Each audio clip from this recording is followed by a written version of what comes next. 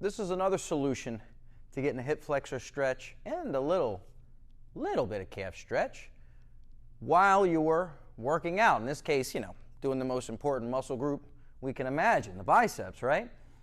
So this is nice because if somebody can't really do the half kneeling position, although when you get some really good pads underneath them, normally it's not a problem. But let's say that's a hard thing for somebody or whatever, then doing this, what I call Captain Morgan position, right? Captain Morgan still kind of gets the job done, right? So again, it's a way to integrate in hip extensibility or a hip flexor stretch while you're doing something else, so you don't have to bore your clients to death and stretch themselves into a coma, and you get work on hip flexor extensibility. Why? While working on your guns or other muscle groups. You could do shoulder presses from there. You could figure out other things to do from there. A couple tips on this. Mainly that back foot. So let me see if I can get a couple angles adjusted here for you. First off, show you from a profile.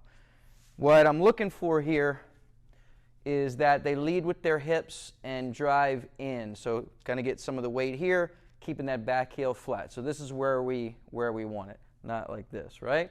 So we get a lot of length right there. Now here's the cheat, what people will do. I'm going to try to show you from the back. I want to make sure I don't get my feet out of the camera here. This back foot, or this down leg, I actually want that foot straight ahead. What people will do is, boom, they'll turn it out. They'll externally rotate, flare it out, Donald Duck foot.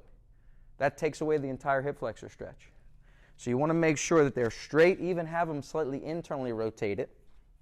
Then lean it forward to get that hip flexor stretch.